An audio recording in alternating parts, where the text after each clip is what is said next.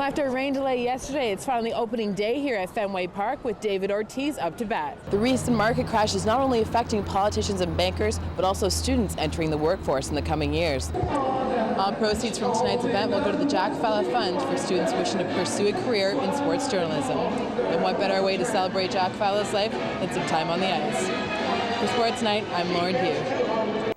And the H1N1 virus is showing signs of easing in Mexico after killing more than 100 people, and Mexican officials are preparing the country to resume life as normal.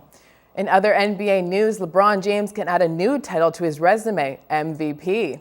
The Cleveland Cavaliers superstar became the third youngest player to win the MVP award after leading the Cavaliers to a franchise record 66 wins.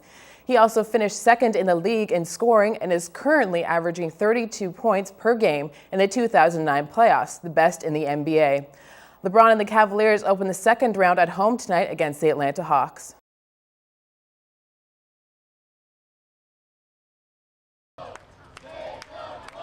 Hundreds of Boston Globe readers and union workers gathered at Faneuil Hall to protest the recent threat by the New York Times to shut down the historic newspaper.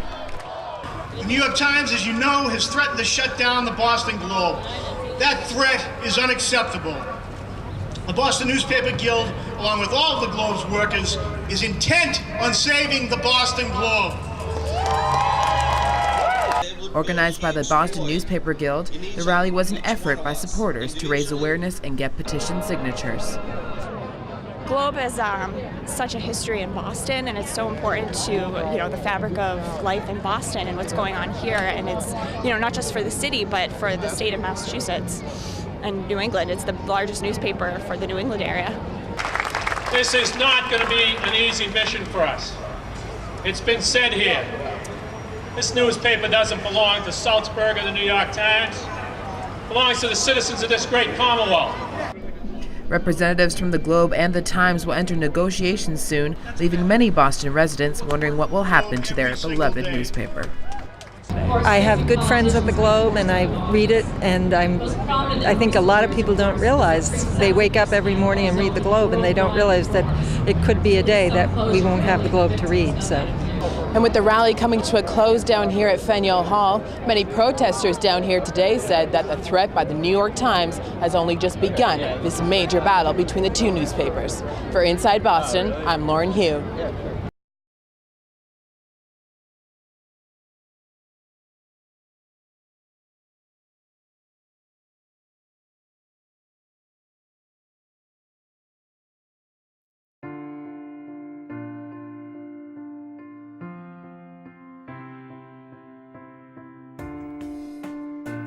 Really, the idea for the space came together because we realized at the Street Health Center that we were really missing a certain part of the population. As staff, we were all aging, and the average age of our clients was moving up with us, and we seemed to have not a lot of younger people coming to us.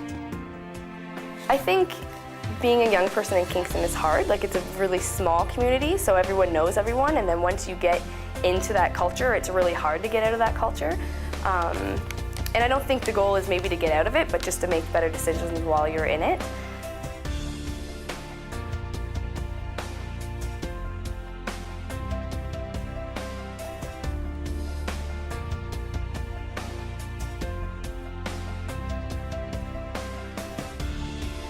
A few days after I moved here, I got a girl pregnant. Then I could just, I tried to do better. I kept on trying, I kept on failing, I kept on going back to jail. Kept on fighting, kept on started doing drugs again because it was just so stressful.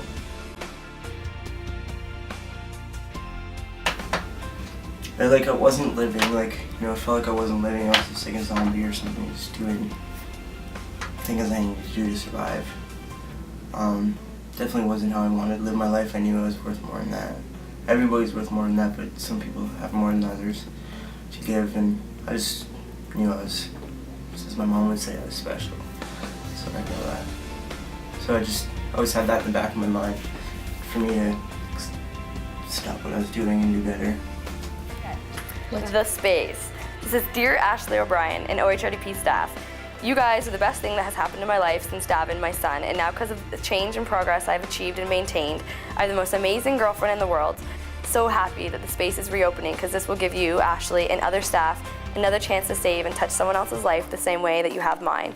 I love you guys, and thanks for giving me my life back, Cody. It's cute. I want to be able to be here every Friday so they can come and they know that they can talk to me and they can talk to other people and talk to other young people who are here as well. And that's the unique part with the youth engagement model, is that we have peer support workers or peer educators. And everyone here wants to see everybody do well. So it doesn't matter what is happening, you know, when we're not open and what's going on, but, you know, come Friday they can come in here and do what they got to do to, you know, to move on type thing with their lives.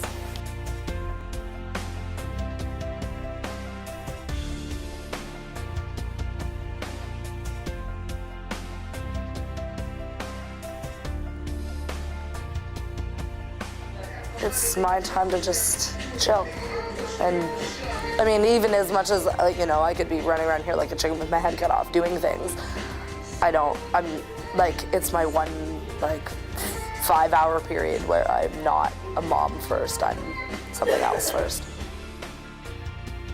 It's interesting because people always, you know, with funding and all this stuff, how do you measure success? And I don't think that you can measure the type of success that we have here at all. I don't think that I can explain it in a way that a lot of people maybe would understand, but I just know from the relationships that we built with these young people that we're a part of their lives and they're a part of our lives now, and we want to stay that way. And to me, I mean, that's success. I want to help the space because I'm a peer educator there, and I want to. It's also where I can help kids, and it's good for other kids to, you know, it's where I learned how to who I am today, so other kids can have the chance to succeed in life through the space.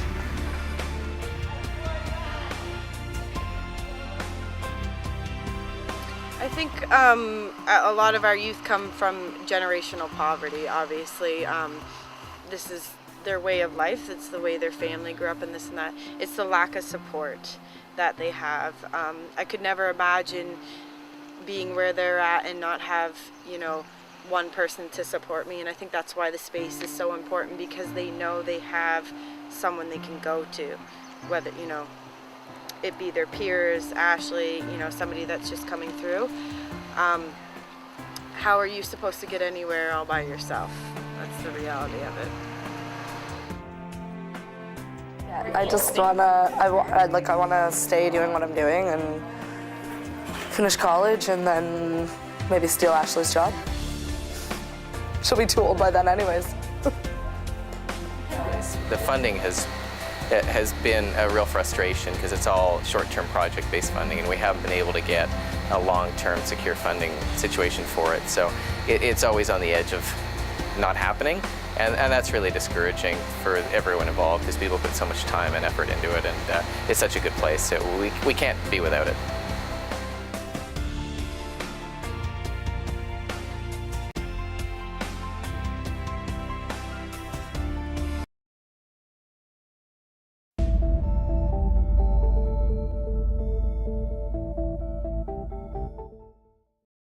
I would lose my balance, my vision would go blurry, everything would slow down. But I just remember coming to the bench and being really confused. One of the goalies, I was getting a drink of water, he saw, you know, blood coming down the back of my head.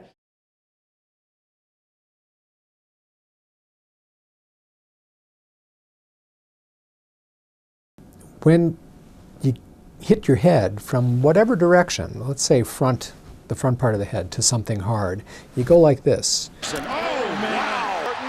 Gets left in That pounding makes there be this kind of quick shearing of the brain tissue. Party cut across, and they're going to go. And Ben Eager flaming away. Party. Fusion, and there's more. If there's another blow before it's fully recovered, that can be absolutely devastating, including death.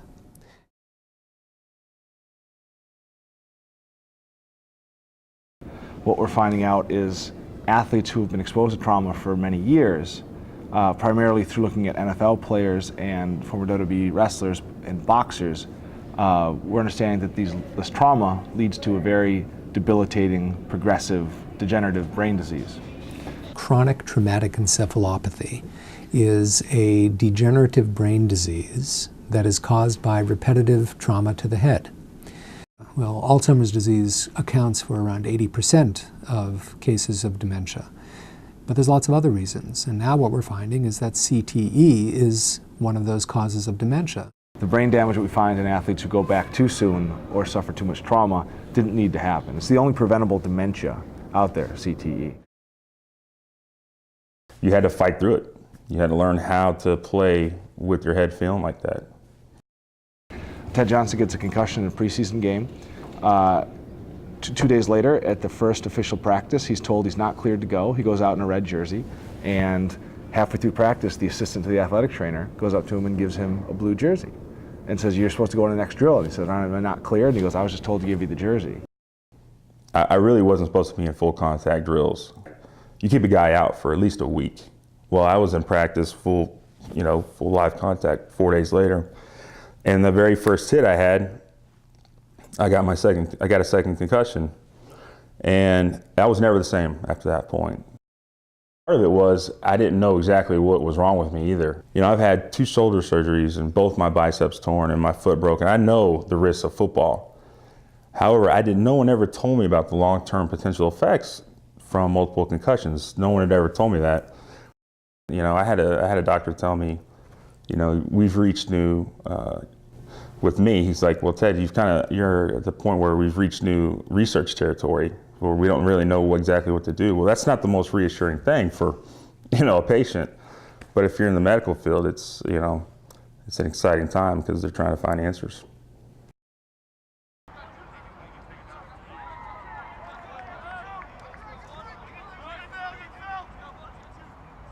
If you look at contact sports, we have millions of kids playing football, hockey, lacrosse, soccer, things that you bang your head around at. Studies are finding that 50% of those kids actually suffer concussions each season.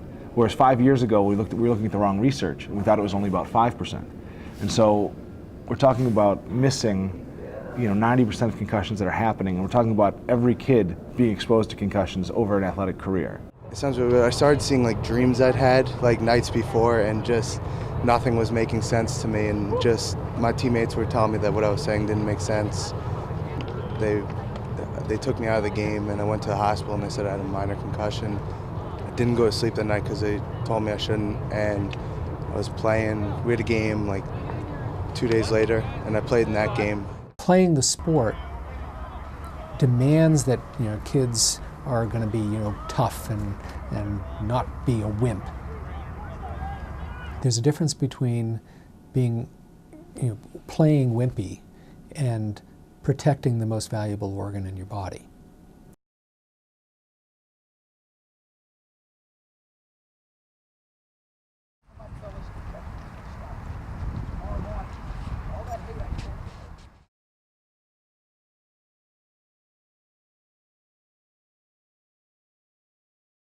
There was a wonderful young man who had been playing high school sports, including football, and had suffered a few concussions and then died. And we weren't expecting to see anything. He was a young guy. And what happened was we saw it. Not full CTE, but the very beginnings of it. Shouldn't be any. There shouldn't be any in a healthy 65, 70-year-old.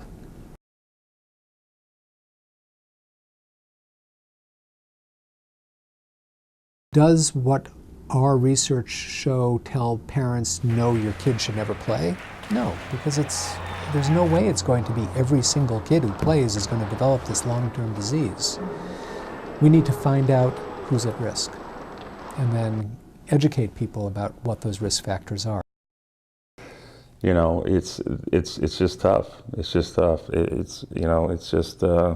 you're playing for your livelihood, human nature kicks in, and it's hard to beat that.